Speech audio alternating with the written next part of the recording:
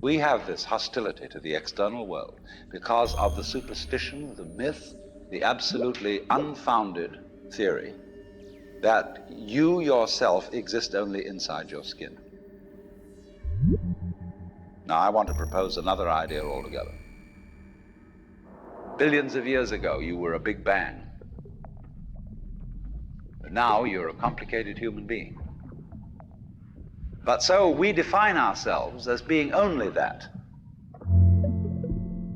If you think that you are only inside your skin, you define yourself as one very complicated little curlicue, way out on the edge of that explosion, way out in space and way out in time.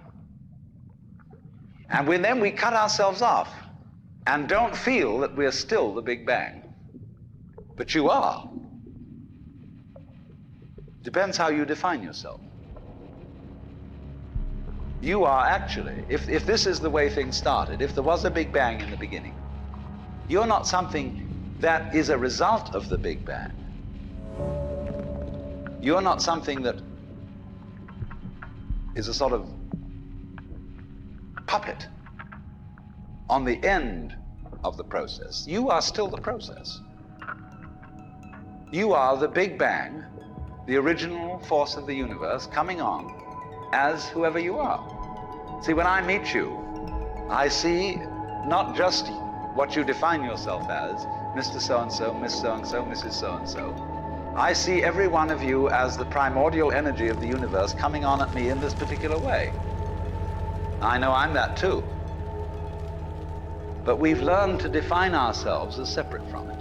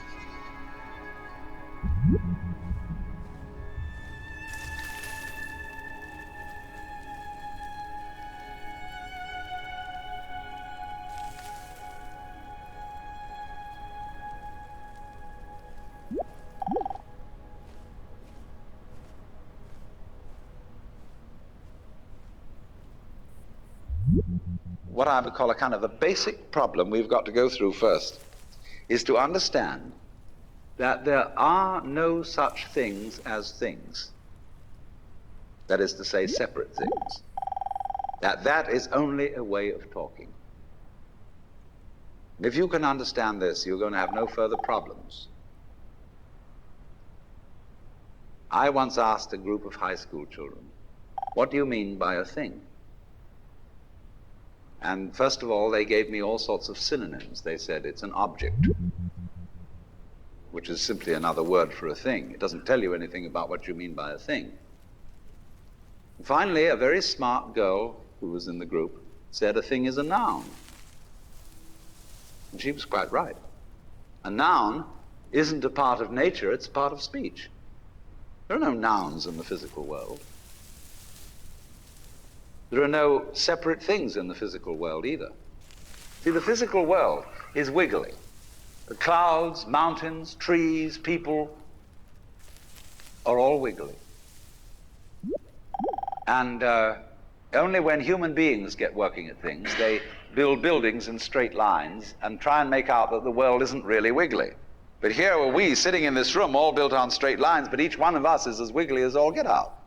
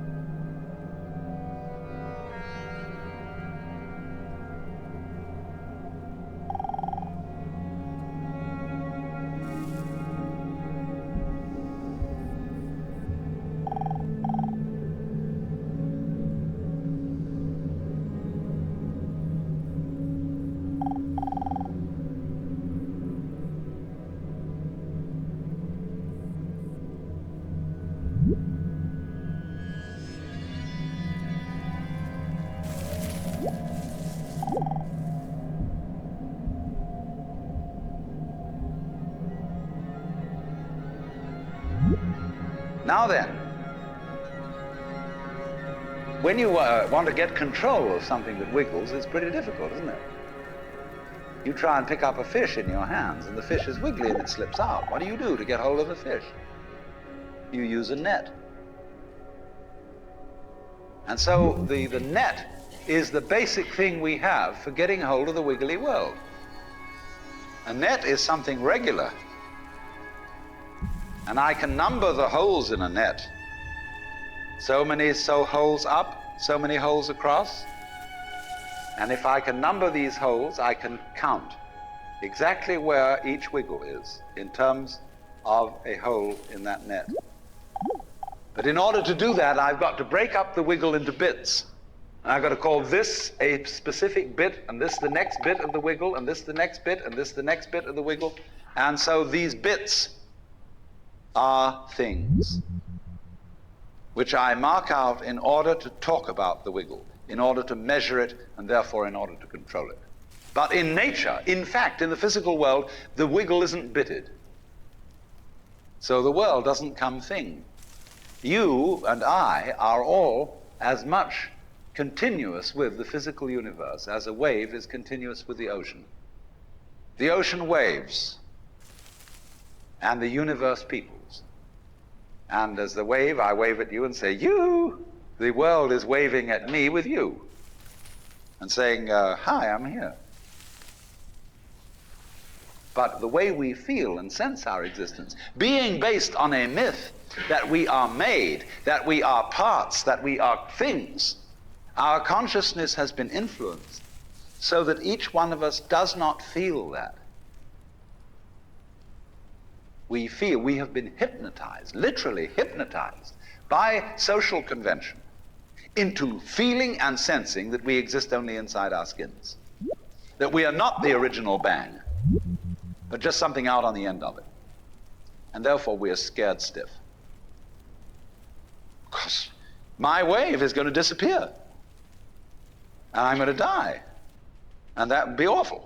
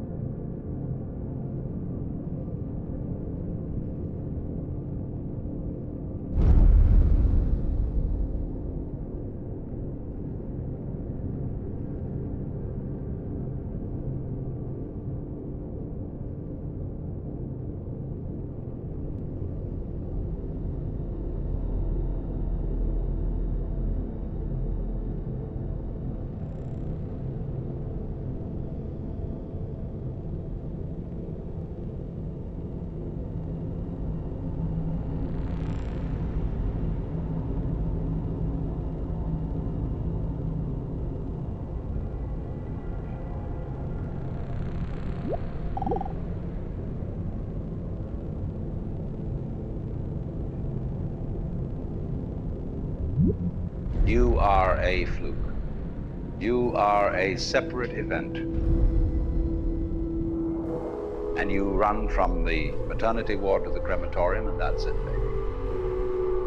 Now, why does anybody think that way? There's no reason to, because it isn't even scientific. It's just a myth. And it's invented by people who wanted to feel a certain way. They want to play a certain game. Camus said there is only really one serious philosophical question, which is whether or not to commit suicide. Should you or not commit suicide? This is a good question. Why go on? And you only go on if the game is worth the candle. Now, the universe has been going on for an incredible long time. And so really, a satisfactory theory of the universe has to be one that's worth betting on. Seems to me, absolutely elementary common sense. If you make a theory of the universe which isn't worth betting on, why bother? Just commit suicide. But if you want to go on playing the game, you've got to have an optimal theory for playing the game.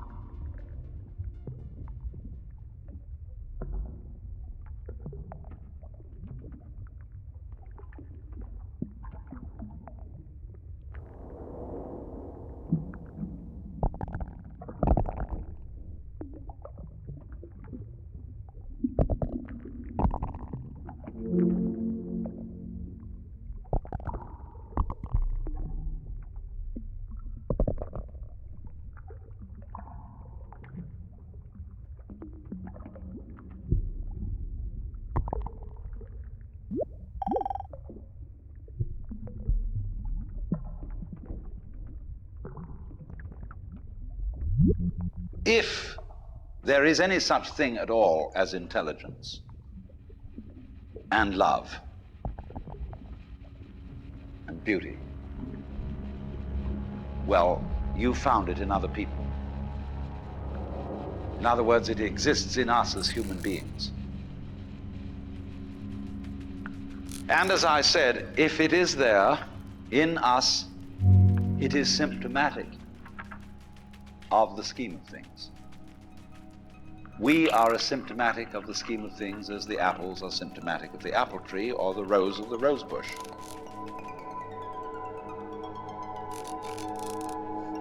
The earth is not a big rock infested with living organisms, any more than your skeleton is bones infested with cells. The earth is geological, yes, but this geological entity grows people. And our existence on the earth is a symptom of the solar system and its balances, as much as the solar system in turn is a symptom of our galaxy. And our galaxy in its turn is a symptom of the whole company of galaxies. Goodness only knows what that's in.